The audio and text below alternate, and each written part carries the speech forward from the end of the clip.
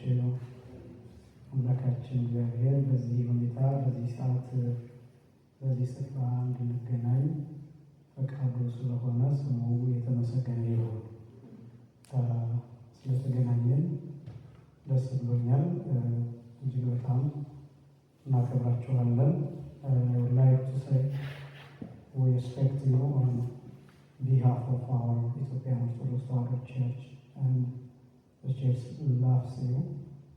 ቤተክርስቲያኗ ስለምትወዳችሁ ስለምታከብራችሁ ለእናንተ መልእክት ስላላት ለዚያ ነው በዚህ እንድንገናኝ የሚሆን ነው እና ለውስን ደቂቃዎች የተወሰኑ መልእክቶችን ነግራችሁና ከዛ በኋላ ግን ከእናንተ የመጡ ጥያቄዎች አሉ። እነሱን ጥያቄዎች ተመልክተን ከዛ ደግሞ ቀጥታ እዚህ የቀረ ጥያቄ ያለ የምትሉት ካለ እሱን ትጠይቃላችሁ። ከዚያ እኔ የተወሰነ በአማርኛ ተናግሬ በኖሽክ ደግሞ ግልጽ ያልሆነውንና ኢምፖርታንት የሆነውን ነገር ደግሞ ዲያቆን ኢያሱ እሱ ብሪፍ የሚያደርጋችሁ ይሆናል ማለት ነው። ግን መጀመሪያ ነፃ መሆን ይኖርባችኋል።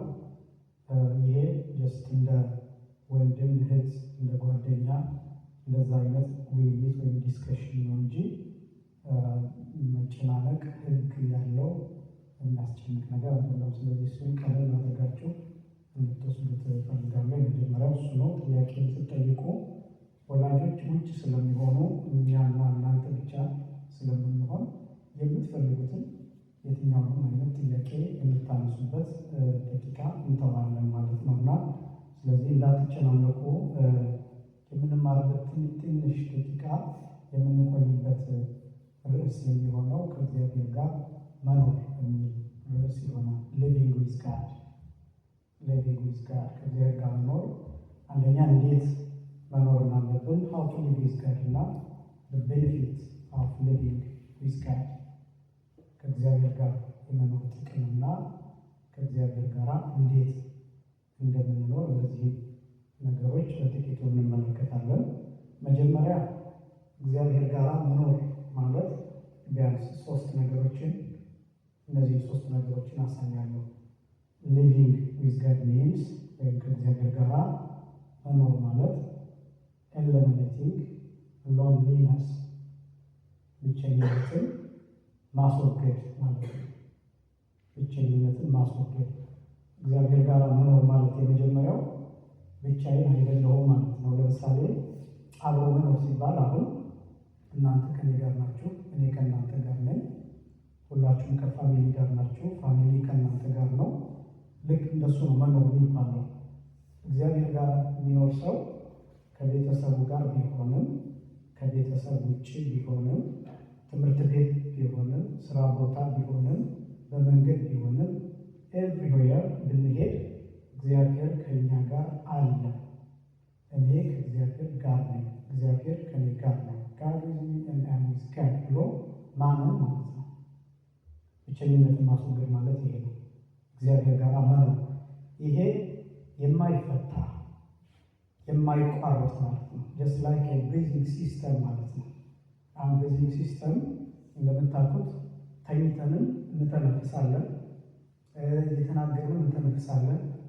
ከእናንተ ጋር እየተናገርኩ ነው አሁን፣ ግን ትንፋሽ አይቆምም። ብሪዚንግ ሲስተም ስቲል በህይወት እስካለ ድረስ አይቆምም። እንደ ላይክ ብለድ ሰርኩሌሽን ኤንድ ላይክ ነርቨስ ሲስተም ልክ እንደዚህ ኮንቲኒቲ ያለው የማይቋረጥ ነው።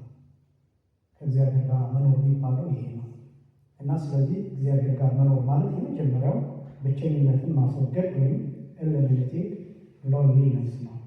ሁለተኛው ከእግዚአብሔር ጋር መኖር ማለት ትርጉም ያለው ህይወት መኖር ማለት ነው። ከእግዚአብሔር ጋር መኖር ማለት ትርጉም ያለው ህይወት መምራት ማለት ነው። ይህም ደግሞ በሌላ አገላለጥ በእናንተ ቋንቋ ሊዲንግ ኤ ፐርፐዝፉል ላይፍ፣ እግዚአብሔር ጋር መኖር ማለት ይሄ ነው። ማንኛውም ህይወት ሁልጊዜ ትርጉም የሚኖረው ከእግዚአብሔር ጋር ከሆነ ብቻ ነው። ከእግዚአብሔር ጋር ከሆነ ብቻ ነው። ለምሳሌ you may have any philosophy of life የራሳችሁ ላይፍ ፕሪንሲፕል ሊኖራችሁ ይችላል። ግን ከፈጣሪ ውጭ ግን ዓለም ብታስቡት ሚኒንግለስ ነው የሚሆነው። ዊዛውት ጋድ ኤቭሪ ወርልድ ኢዝ ሚኒንግለስ። ከእግዚአብሔር ውጭ፣ ከፈጣሪ ውጭ፣ ከአምላክ ውጭ፣ ከኢየሱስ ክርስቶስ ውጭ የትኛውም አይነት ህይወት ትርጉም የለው። የፈለገ አይነት ፕሪንሲፕል ሊኖራቸው ይችላል። ኢን ላይፍ የፈለገ አይነት የፊሎሶፊ መጽሐፍ አንብባችሁ ሊሆን ይችላል። ግን ከጀርባ ያለው ማን ነው? ለምሳሌ who created me? እኔ ማን ፈጠረ? እነዚህ አካሎቻችን ስናያቸው ለምሳሌ አይኖቻችን፣ የአይናችን በትክክል ቦታ መቀመጥ፣ ይህንም ማንም ያደረገ no one made this without God። ከእግዚአብሔር ውጭ ያደረገ ሌላ ላደርግ አልችልም። ኦኬ፣ አሁን ቴክኖሎጂ እንደምታውቁት ነው። በኤአይ በጣም ብዙ ነገሮችን እንፈጥራለን። ቴክኖሎጂ አስደናቂ ደረጃ ደርሷል አይደል? ሰው መፍጠር ግን እስካሁን አይቻልም። ሃይብሪድ ማድረግ ሊቻል ይችላል፣ ማዳቀም ምናምን፣ እነዚህ ነገሮች ግን ስቲል ህይወት ያለው ነገር ግን መፍጠር አይቻልም። የሰው ልጅ በጣም ታይም የሚባሉ ጥቃቅን የሚባሉ ነገሮችን ራሱ መፍጠር አይችልም። አሁን የደረሰበት የቴክኖሎጂ ደረጃ። ስለዚህ ከዚህ ህይወት ጀርባ ሌላ ትልቅ ኃይል አለ ማለት ነው። እርሱም ደግሞ እግዚአብሔር። ስለዚህ ህይወት ትርጉም የሚኖረው ከእግዚአብሔር ጋር ብቻ ነው። ስልጣን ያለው ኃይል ያለው ዓለምን የማዳን ዓለምን የማጥፋት ዓለምን የመጠበቅ አቅም ያለው እግዚአብሔር ብቻ ነው። ለምሳሌ ያለፉትን አሁን ዓለም ላይ ያለውን ትመለከታላችሁ። ጦርነቱ፣ በሽታው ታያላችሁ። እነዚህም ማስቆም የሚችለው እግዚአብሔር ብቻ ነው። በኮሮና ጊዜ የሆነው አይታችኋል። በጣም ብዙ ቴክኖሎጂ አለ፣ ግን ብዙ ሰዎች ሞተዋል። እና አንዳንድ ቦታ እግዚአብሔር ካልሆነ በስተቀር ይህን በሽታ ማቆም የሚችል የለም ብለው እስኪናገሩ ድረስ አቅም አጥተዋል። ስለዚህ እግዚአብሔር የዚህን ዓለም ሙሉ የሚያስተዳድረው የሚመራው እሱ እንደሆነ ኃይሉን ያሳየበት ነው። እና ስለዚህ በህይወት ውስጥ እግዚአብሔርን መያዝ ከእግዚአብሔር ጋር መኖር ማለት ትርጉም ያለው ህይወት መኖር ማለት ነው። ሊዲንግ ኤ ፐርፐስፉል ላይፍ ማለት ነው። ሌላው ከእግዚአብሔር ጋር መኖር ማለት በማይናወጥ መሰረት ላይ መቆም ማለት ነው። በማይናወጥ መሰረት ላይ መቆም፣ በእናንተ ቋንቋ ስታንዲንግ ኦን አንሼከብል ፋውንዴሽን።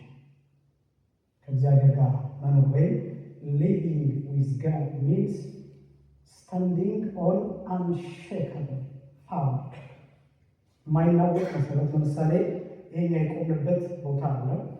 ይሄ ቦታ የማይናወጥ ነው። ለዚህ ነው በሰላም የቆም ነው። ስናመሰግን፣ ዝማሬ ስንዘምር እንደፈለግን እየዘለልን ማመስገን የምንችለው እናምነዋለን። መሰረቱን አይናወጥም። ከእግዚአብሔር ጋር መኖር የሚባለው ይሄ። ስለዚህ አንደኛ ከእግዚአብሔር ጋር መኖር ማለት ብቸኝነትን ማስወገድ ነው። ማንም ሰው ብቻውን አይደለም። ማንም ሰው ከእግዚአብሔር ጋር በየትኛውም ጊዜ በማንኛውም ቦታ በምንም አይነት ሁኔታ ኢን ኤኒ ሲቹዌሽን ኤኒዌር ኢን ኤኒ ታይም አት ኤኒ ታይም ከእግዚአብሔር ጋር መኖር ይችላል። ስለዚህ የመጀመሪያው እሱ ነው። ከእግዚአብሔር ጋር መኖር የሚባለው ብቸኝነትን ማስወገድ። ማንም ብቸኛ የለም። አንደኛው እሱ ነው። ሁለተኛው አልኩኝ ከእግዚአብሔር ጋር መኖር ማለት ትርጉም ያለው ህይወት መምራት ወይም ሊዲንግ ኤ ፐርፐስፉል ላይፍ፣ ትርጉም ያለው ዓላማ ያለው ህይወት መምራት ማለት ነው። ሊቪንግ ዊዝ ጋድ ማለት ነው።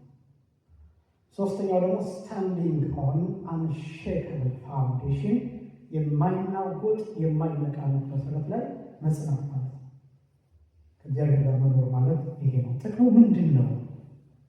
ከእግዚአብሔር ጋር የመኖር ጥቅም በቤኔፊት ኦፍ ሊቪንግ ዊዝ ጋድ፣ ከእግዚአብሔር ጋር የመኖሩ ጥቅም ምንድን ነው? ምን ይሰጠናል ሲባል ጥቂት ነጥቦችን ብቻ ባጭሩ አነሳለሁ።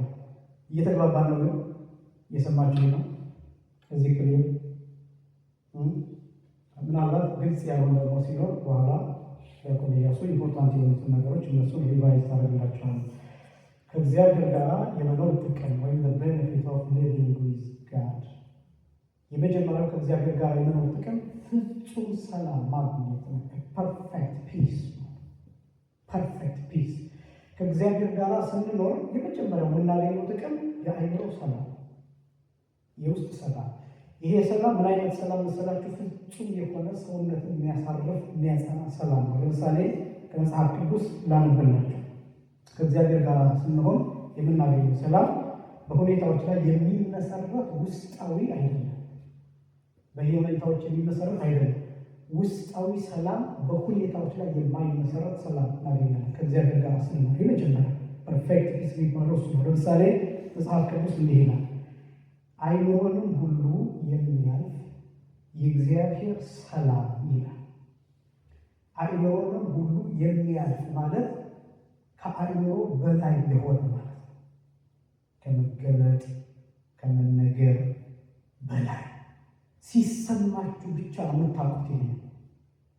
ይህንን ሰላም የምታውቁት ሲሰማችሁ ብቻ። በእንግሊዝኛ አነብላችኋለሁ። አይምሮንም ሁሉ የሚያልፍ የእግዚአብሔር ሰላም ልባችሁንና ሐሳባችሁን በክርስቶስ ኢየሱስ ይጠብቃል ይላል። ልባችሁንና ሐሳባችሁን፣ ሕሊናን ይጠብቃል፣ ልብን ይጠብቃል፣ አንጎልን ይጠብቃል፣ አይምሮን ይጠብቃል። የእግዚአብሔር ሰላም ጠባዩ በዛ ነው፣ በሰውነታችን ውስጥ ሲገዛ ማለት ነው፣ ሲመላለስ። ስለዚህ መጀመሪያ ከእግዚአብሔር ጋር መኖር የሚሰጠን ጥቅም ፍጹም ሰላም ማግኘት ነው። የመጀመሪያው ፊልጵስዩስ ምዕራፍ 4 ቁጥር 7 ላይ በእንግሊዝኛ ላነብላችሁ።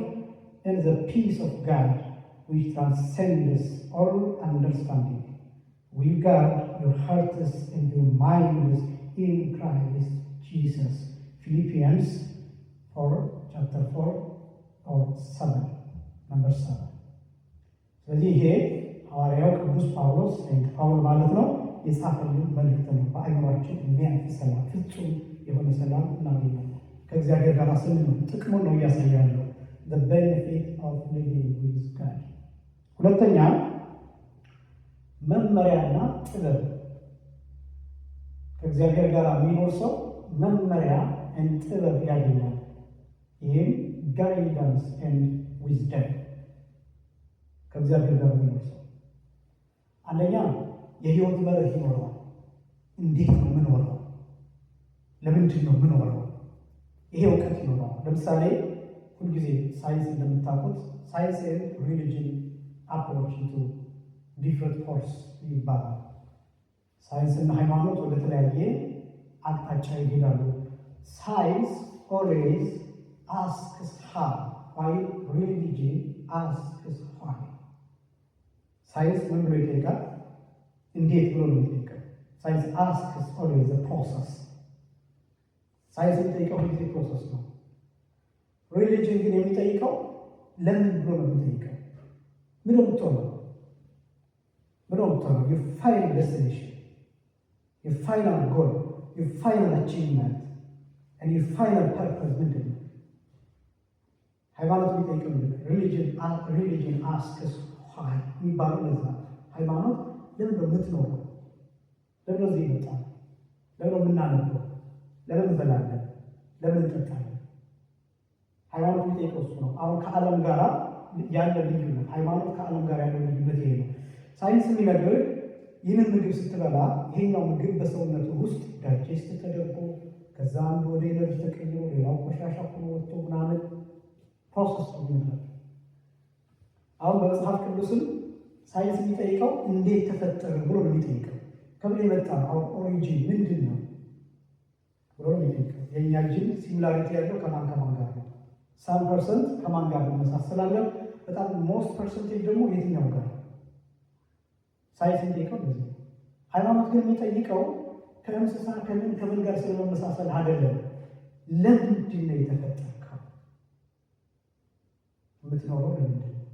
የምትጸልየው ለምንድን ነው? የምታነበው ለምንድን ነው? ጥቅሙ ደግሞ ምንድን ነው? ይሄ አድሬሳችን እንድናውቅ ያደርገናል። አድራሻችን፣ ምክንያቱም የኛ አድራሻ ሰማይ ነው። የመጨረሻው ተስፋችን ሰማይ ነው። የመጨረሻው ተስፋችን እግዚአብሔር ረቂቅ መሆን፣ መንፈስ መሆን፣ የመጨረሻው ጎላችን ፐርፐዛችን እሱ። ስለዚህ ሃይማኖትና ሪሊጅን እና ሳይንስ የሚለያዩት በዚህ ነው። ሳይንስ አስክስ ሃው አይ ሪሊጅን አስክስ ዋይ። መጽሐፍ ቅዱስ እንዲህ ይላል።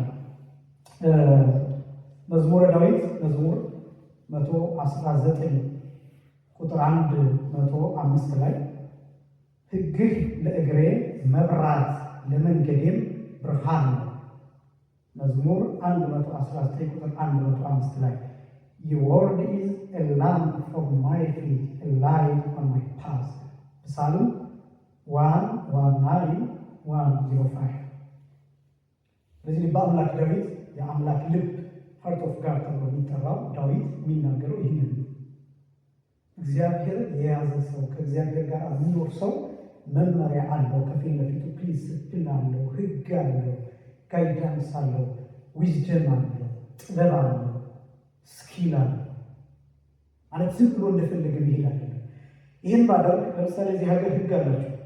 የሀገሩ ህግ ማለት ነው። ዝም ብሎ የሚሄድ ቢሆን መኪኖች ለምሳሌ ይጋጫሉ አይደለ?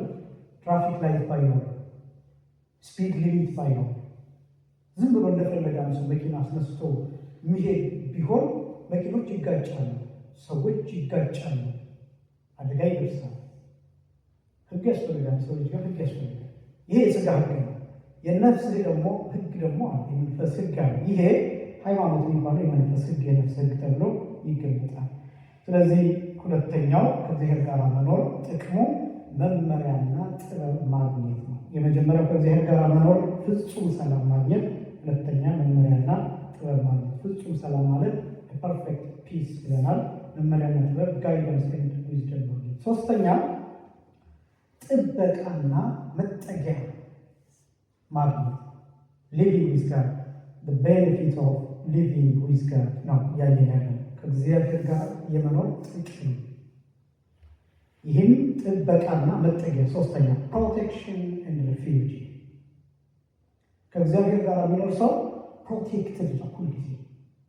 አሁን በጣም ብዙዎቻችን ራሳችንን ፕሮቴክት የምናደርግ ይመስለን ይችላል። sometimes we may think that we may protect ourselves, we have a possibility to protect ourselves እንደዛ ልናስብ እንችላለን። ግን ከአቅማችን በላይ የሆኑ ነገሮች አሉ። እግዚአብሔር ብቻ የሚያውቃቸው፣ እግዚአብሔር ብቻ የሚያውቃቸው፣ እኛም ማናውቃቸው አሉ። we may come to this church in one direction፣ በአንድ አቅጣጫ ልንመጣ እንችላለን እኛ። እግዚአብሔርስ በዛኛው አቅጣጫ በዚህኛው አቅጣጫ ከሚመጣ መዓት አደጋዎች እግዚአብሔር ጠብቆ ነው። we don't know even what I'm here ከእግዚአብሔር አንጻር ስናይ እዚህ ለምን እንደሆነ ራሱ እግዚአብሔር የሚያውቃቸው ብዙ ነገሮች አሉ። we are being protected ከማናውቃቸው ነገሮች እየተጠበቀ።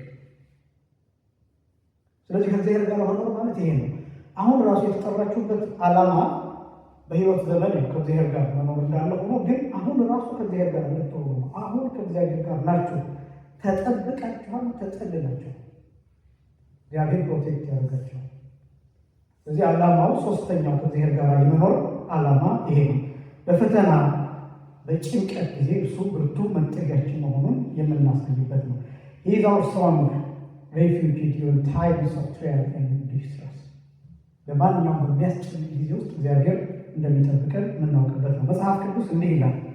ጥቅስም አላበዛው እንዳላስጨንቃችሁ ነው። በአንድ ጊዜ እግዚአብሔር መጠጊያችንና ኃይላችን ይላል። ከእግዚአብሔር ጋር መኖር መጠበቂያና መጠለያ ሆኖ የሚያገለግል ነው። እግዚአብሔር ጠባቂ ነው። እግዚአብሔር መጠለያ ነው። እግዚአብሔር ቤት ነው። እግዚአብሔር መኖሪያ ነው። እግዚአብሔር ርስት ነው። ስለዚህ ሶስተኛ ከእግዚአብሔር ጋር ስንኖር እንጠብቃለን፣ እንጠለላለን። እግዚአብሔር መጠጊያችንና ኃይላችን ባገኘን በታላቅ መከራ ሁሉ ረዳታችን ነው።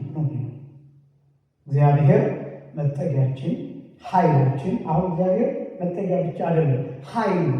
እግዚአብሔር ጋር የሚኖር ሰው he has a power ምንም ነገር የማድረግ አቅም ነው። ነገሮችን የመረዳት፣ የማወቅ፣ የመርገጥ፣ የማለት እነዚህ ሁሉ አቅሞች አሉት እግዚአብሔር የሚይዝ ሰው። ባገኘን በታላቅ መከራ ረዳታችን ነው። መዝሙር 46 ቁጥር 1 ላይ God is our refuge and strength. God is our refuge and strength and ever-present help in trouble. በማንኛውም አስቸጋሪ ሁኔታዎች ውስጥ እግዚአብሔር የሚያግዘን ነው። ኃይላችን፣ አምባችን፣ መጠጊያችን። ስለዚህ ከእግዚአብሔር ጋር የሚኖር ሰው ፕሮቴክሽን አለው፣ ፕሮቴክቲቭ ነው፣ ሪፊውጂ ነው፣ የሚጠልልበት አለው። ሶስተኛ እግዚአብሔር ጋር መኖር ይህንን የሚሰጥ ነው። አራተኛ የዘላለም ህይወት ወይም ኢተርናል ላይፍ። እግዚአብሔር ጋር መኖር ማለት ከሞት በኋላ ያለን ህይወት ማሰብ፣ ዘላለማዊ ህይወት፣ የማይቋረጥ ህይወት፣ የማያልቅ ህይወት፣ ይህን ህይወት ማሰብ ማለት ነው። እና ከእግዚአብሔር ጋር እንድንኖር የምንጠራበት ምክንያት ይሄ ነው።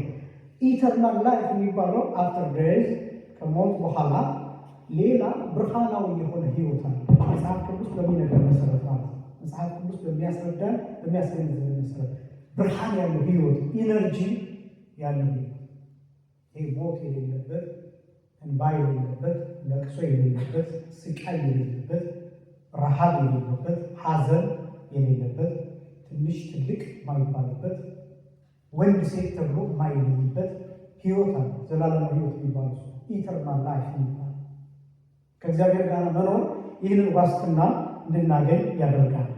The greatest blessing is the assurance of overcoming days and living with Him forever. በክርስትና ህይወት ውስጥ ትልቁ ፕሮሚሲንግ ላይፍ አስደናቂ የሚባለው ህይወት ከሞት በኋላ ያለው ዘላለማዊ ህይወት ነው። ክርስቶስ ያረጋገጠልን ይህንን ነው።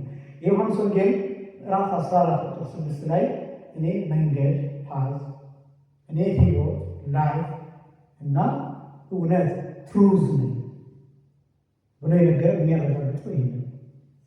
ስለዚህ ከእግዚአብሔር ጋር መኖር እነዚህም እንድናገኝ ያደርጋል። አራተኛ የዘላለም ሕይወት ወይም ኢተርናል ላይፍ መጽሐፍ ቅዱስ እንዲህ ይላል። የዮሐንስ ወንጌል ምዕራፍ 3 ቁጥር 16 ላይ በእርሱ የሚያምን ሁሉ የዘላለም ሕይወት እንዲኖረው እንጂ ይላል። በእርሱ የሚያምን ሁሉ የዘላለም ሕይወት እንዲኖረው እንጂ እንዳይጠፋ ነው። እንዳይጠፋ በእርሱ የሚያምን ማለት ኢየሱስ ክርስቶስ የእግዚአብሔር ልጅ ብሎ የሚያምን ጂሰስ ክራይስት ዘ ሳን ኦፍ ጋድ ኤንድ ሴቪየር ብሎ የሚያምን ሰው የማይጠፋ ሰው፣ የዘላለም ሕይወት አሹራንስ የተሰጠው ቃል የተሰጠው ኪዳን የተሰጠው ሰው። ስለዚህ በጣም ቀላል ነገር አይደለም። በዚህ ቃል ማመን ኢየሱስ ክርስቶስ የእግዚአብሔር ልጅ ነው ብሎ ማመን ቀላል አይደለም። ቀጥሎ የሚለው በእርሱ የሚያምን ሁሉ የዘላለም ሕይወት እንዲኖረው እንጂ እንዳይጠፋ እግዚአብሔር አንድያ ልጁን እስኪሰጥ ድረስ ዓለሙን እንዲሁ ወዷል። ክርስትና ወይም ክርስቲያኒቲ ፍቅር የሚገለጥበት ነው። መውደድ፣ መስዋዕትነት የሚገለጥ ነው። ሳክሪፋይስ የሚገለጥበት ነው። ላቭ የሚገለጥበት ነው። ኢተርኒቲ የሚገለጥበት ነው። ሪስፔክቲንግ ኢች አዘር ላቪንግ ኢች አዘር የሚገለጥበት ነው ክርስትና። ስለዚህ ይሄ ነው ዘላለማዊ ሕይወት የሚባለው። በእንግሊዝኛው አነብላችኋለሁ። For God so loved the world that He gives His one and only Son, that whoever believes in Him shall not perish but have eternal life. የሰው ልጅ የሚያምንበት ሁሉ እንዳይጠፋ የዘላለም ሕይወትን እንዲያገኝ አንድያ ልጁን እስኪሰጥ ድረስ ዓለሙን ወዶታል። ጆን ጎስፔል ኦፍ ጆን ቻፕተር 3 and verse 16። አራተኛው ዘላለማዊ ሕይወት ማግኘት። አንደኛ ከእግዚአብሔር ጋር መኖር ማለት ፍጹም ሰላም ፐርፌክት ፒስ ማግኘት። ሁለተኛ መመሪያና ጥበብ ጋይዳንስ ኤንድ ዊዝደም ማግኘት። ሶስተኛ ጥበቃና መጠጊያ ማግኘት ፕሮቴክሽን ኤንድ ሪፊውጂ ማግኘት። አራተኛ የዘላለም ሕይወት ማግኘት ኢተርናል ላይፍ ማግኘት። አምስተኛ እና የመጨረሻው መንፈሳዊ ፍሬ ስፒሪቹዋል ፍሩትፉልነስ ወይም ደግሞ መንፈሳዊ ፍሬያማ መሆን ማለት ነው። እነዚህ አምስት ነገሮችን ከእግዚአብሔር ጋር ስንሆን እናገኛለን። በጣም ብዙ መዘርዘር ይቻላል። እንዳላደግማችሁ እንዳላስጨንቃችሁ ለእናንተ ሰግቼ ነው። በቋንቋም ሊሚቴሽን እንዳይኖር እንዳትጨነቁ። አንዳንዶቻችሁ መጀመሪያችሁ ሊሆን ስለሚችል የእናንተን ጊዜ ለመጠበቅ ነው። አምስተኛው መንፈሳዊ ፍሬ ለማግኘት መጽሐፍ ቅዱስ እንዲህ ይላል፣ በእኔ የሚኖር እኔም በእርሱ እርሱም ብዙ ፍሬ ያፈራል ይላል። ከእግዚአብሔር ጋር የሚኖር ማለት እርሱ ከእግዚአብሔር ጋር ይኖራል። አስቀድመን እንደገለጥ ነው። እግዚአብሔር ደግሞ ከእርሱ ጋር ይኖራል። ሊቪንግ ዊዝ ጋድ ማለት ጋድ ኢዝ ሊቪንግ ዊዝ አስ ማለት ነው። እግዚአብሔር ከኛ ጋር እየኖረ ነው ማለት ነው፣ እኛ ከእግዚአብሔር ጋር ስንኖር። ስለዚህ ስፒሪቹዋል ፍሩትፉልነስ የሚባለው በእኔ የሚኖር እኔም በእርሱ እርሱም ብዙ ፍሬ ያፈራል ይላል። እርሱ ብዙ ፍሬ ያፈራል። ይሄ ብዙ የሚለው ብዙ አይነት ነው። ለምሳሌ ከእግዚአብሔር ጋር የሚኖር በትምህርት ስኬታማ ይሆናል። አካዳሚክ ፓዝ ሰክሰስፉል ይሆናል። ኢን ወርክ ፓዝ ሰክሰስፉል ይሆናል። ኢን ላይፍ ፓዝ ሰክሰስፉል ይሆናል። ከእግዚአብሔር ጋር የሚኖር ሰው እንደዛ ነው። በየትኛው ሲናገር ይደመጣል፣ ሞገስ ይኖረዋል። በየትኛውም ሰክሰስፉል ይሆናል፣ ስኬታማ ይሆናል፣ ፍሬያማ ስፒሪቹዋል ፍሩትፉልነስ የሚባለው እሱ ነው። እንግሊዝኛውን ላንብላችሁ። ኢፍ ዩ ሪሜን ኢን ሚ ኤንድ አይ ኢን ዩ። ደግሞአለሁ። ኢፍ ዩ ሪሜን ኢን ሚ ኤንድ አይ ኢን ዩ። እናንተ በእኔ ከኖራችሁ እኔም በእናንተ ከኖርኩ ዩ ዊል ቢር ማች ፍሩት ነው። ዩ ዊል ቢር ማች ፍሩት፣ ብዙ ፍሬ ታፈራላችሁ፣ በብዙ መልክ ስኬታማ ትሆናላችሁ፣ የምትወደዱ ተቀባይነት የምታገኙ ትሆናላችሁ። ቀጥሎ አፓርት ፍሮም ሚ ዩ ካን ዱ ነቲንግ ነው። ከኔ ውጭ ግን ምንም ልታደርጉ አትችሉ። ዘ ጎስፔል ኦፍ ጆን 15 ቻፕተር 15 ኤንድ ቨርስ 5 ስፒሪቹዋል ፍሩትፉልነስ የሚባለው መንፈሳዊ ፍሬ ተብሎ የሚጠራው ይሄ ነው። ስለዚህ የእግዚአብሔር ጋር መኖር የሚችሉ ሰዎች ይህንን ማድረግ ይችላሉ። እግዚአብሔር ጋር መኖር ማለት እነዚህን 5 ነገሮችን ማግኘት ማለት ነው እና ምናልባት ያለንበት ሁኔታ የሚከብድ ሊመስል ይችላል። ግን እነዚህ ነገሮች አስቸጋሪ የሚባሉትን ነገሮች በሙሉ ከእግዚአብሔር ጋር በመኖር ማሸነፍ እንችላለን። የመጨረሻ በዚህ መልእክት 3ኛ ማለት ነው ከእግዚአብሔር ጋር እንዴት እንኖራለን ለሚለው 3 ነገሮች ብቻ። እንዴት መኖር የሚቻለው ከእግዚአብሔር ጋር በምን መልኩ? በጣም ቀላል ነገር ነው። የመጀመሪያው ከእግዚአብሔር ጋር ለመሆን ክርስቲያን መሆን ነው። በዚህ የጨረስኩኝ ነው። ለጥያቄያችሁ ልመጣ ነው። የመጀመሪያው ከእግዚአብሔር ጋር ለመኖር ክርስቲያን ነው። ይህንን መቼ ገለጡት? ቅድም በምን አይነት መልኩ? እሱ በሚያምን በእርሱ የሚያምን ሁሉ እንዳይጠፋ የዘላለም ሕይወት እንዲያገኝ ብለን የገለጽ የመጀመሪያው ክርስቲያን መሆን። ሁለተኛው ከእግዚአብሔር ጋር ለመኖር ወላጆችን፣ ቤተሰቦችን ማክበር፣ ሰዎችን ሁሉ ማክበር ከእግዚአብሔር ጋር ለመኖር። 3ኛ ከእግዚአብሔር ጋር እንዴት እንኖራለን? ቤተክርስቲያንን ማክበር። ይችን ቤተክርስቲያን ማክበር የአባቶቻችንን ቃል፣ ትእዛዝ፣ ኢንስትራክሽን ኦፍ አወር ፋዘርስ እነሱን ማክበር። በእነዚህ 3 ነገሮች ከእግዚአብሔር ጋር መኖር እንችላለን። አሁን እነዚህ ዲቴይል ሲነገሩ በጣም ሰፊ ናቸው፣ ግን እንዳላሰለቻችሁ ከእግዚአብሔር ጋር መኖር የመጀመሪያውን ተረኮምን ዴፊኒሽኑን ሊቪንግ ዊዝ ጋድ የሚለውን፣ ሁለተኛ ቤኔፊትስ ኦፍ ሊቪንግ ዊዝ ጋድ ከእግዚአብሔር ጋር መኖር ጥቅሞቹን 4-5 ጥቅሞችን እነዚህን ተመለከትን። መጨረሻ ከእግዚአብሔር ጋር እንዴት እንኖር ለሚለው ደግሞ አንደኛ ክርስቲያን መሆን፣ ሁለተኛ ቤተሰብን ማክበር፣ 3ኛ ደግሞ ቤተክርስቲያንን ማክበር በአባቶች በኩል የሚሰጠንን ትእዛዝ፣ መመሪያ እነዚህን በማክበር ከእግዚአብሔር ጋር መኖር ይቻላል። ምክንያቱም በአባቶች ትእዛዝ ውስጥ ምን አለ? ንስሐ መግባት፣ መቁረብ፣ ስጋውን ደግሞ መቀበል፣ በማህሌት መሳተፍ፣ ትምህርት መማር፣ ቤተክርስቲያን መምጣት፣ መጽሐፍ ቅዱስ ማንበብ። እነዚህ ነገሮች በሙሉ የአባቶች ትእዛዞች ናቸው። ለእነሱ የተሰጣቸው ከመጽሐፍ ቅዱስ የተሰጣቸው ትእዛዝ ነው እና ያንን ስናከብር ያን ጊዜ ከእግዚአብሔር ጋር እንዴት እንደምንኖር እንረዳለን። ከእግዚአብሔር ጋር እንድንኖር የአምላካችን ቅዱስ ፈቃዱ የሆነልን ያስተማረን የአባቶቻችን አምላክ እግዚአብሔር ይክበር ይመስገን። ወደ ጥያቄዎቻችሁ እመጣለሁ። አሁን የተጠየቁትን ጥያቄዎች እነዚህ ትንሽ ጊዜም ወሰድ ሊያደርጉ ይችላሉ። ምናልባት ሳትረሳው ዲያቆን ኢያሱ ዙሪያውን ከተናገርኳቸው ኢምፖርታንት የምትላቸው ሪቫይዝ ማድረግ የምትፈልጋቸው ካሉ እና የተወሰነ ነገር በላቸው። ከዛ ወደ ጥያቄዎቹ እንሄዳለን። ይሻላል። Har alle sammen fulgt med? Husker dere de 3 delene av tilliten som Nakatev delte dem inn i? Vi snakket om 3 forskjellige deler. Hva var den første? Er det ingen som har fulgt med? Ok, hva var temaet? Riktig, å leve med Gud. Ok, første delen av tilliten var at vi skulle leve med Gud, og hvordan, hva betyr å leve med Gud? Ok, jeg skal bare liste de 3 tingene Magnus sa.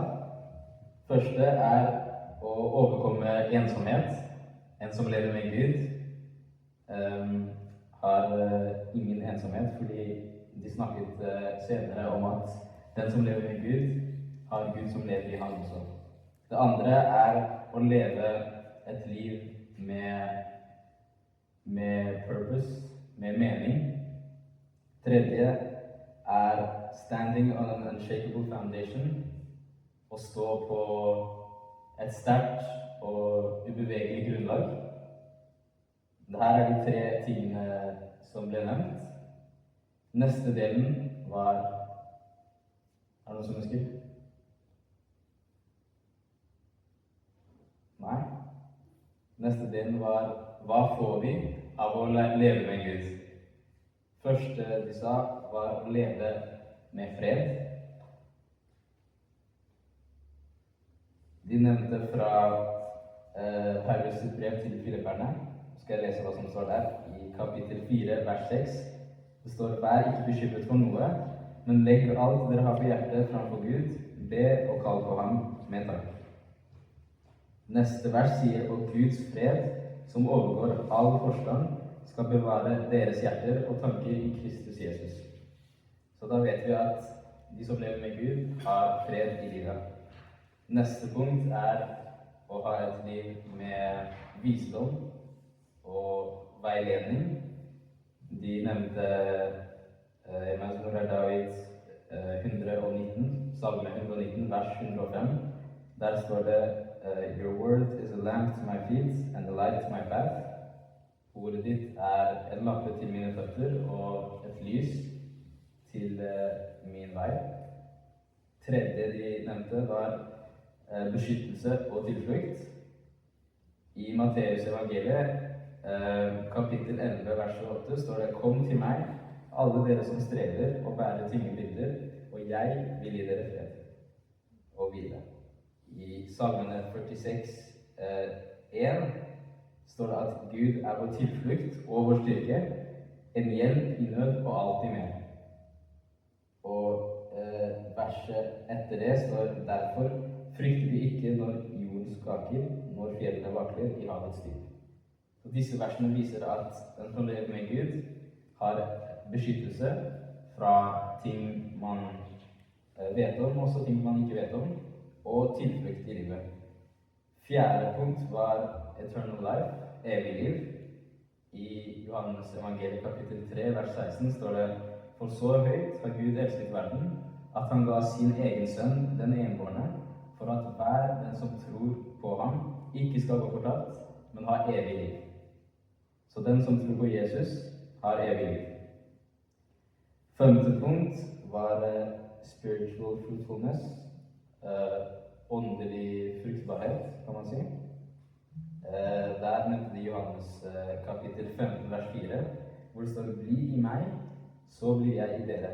Slik som greinen ikke kan bære frukt av seg selv, men bare hvis den blir på vintreet, slik kan heller ikke dere bære frukt hvis dere ikke blir i meg. Jeg er vintreet, dere er greinene. Den som blir i meg og jeg i ham, bærer mye frukt, for uten meg kan dere ingenting gjøre. Her sier Jesus at den som lever i ham har åndelig fruktbarhet, men vi kan ikke oppnå åndelig fruktbarhet og fred uten ham, som han nevnte med eksempler med videre. Tredje delen av lærdommen var hvordan skal vi leve med Gud. Vi lærte hva det var, vi lærte hva vi får ut av å leve med Gud. Tredje er hvordan skal vi leve med Gud. Der nevnte de kjapt første, være kristen, som vi sa, leve i Kristus, som Kristus lever i oss, for å få evig liv. Andre punkt var å være respektfull overfor andre, og siste er være respektfull overfor kirken og fedre, fordi det er der vi får lærdom om Gud, om Kristus, og tilgivelse av synder, og masse slikt. Så det er det member har vært hos i dag. Så jeg skulle dere huske på det her. Så nå skal vi gå videre til spørsmål dere har stilt. Takk.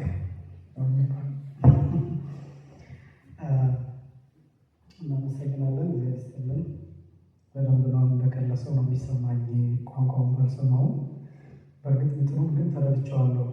ቋንቋ አለመስማት ምን ያህል ከባድ እንደሆነ አሁን ረጅም ደቂቃ የተናገረን የመሰለኝና እኔም ለእናንተ ብዙ ደቂቃ የተናገርኩ እንደሚመስላቸው አስቤ ቅርታ ጠይቃለሁ። ያው ቋንቋውን ባለማወቄ ማለት ነው። ቋንቋቸው በነገራችን ላይ ከባድ ነው። በእርግጥ አማርኛ ይከብዳል።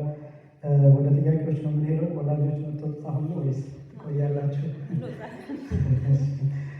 እናንተ ነፃ እንድትሆኑ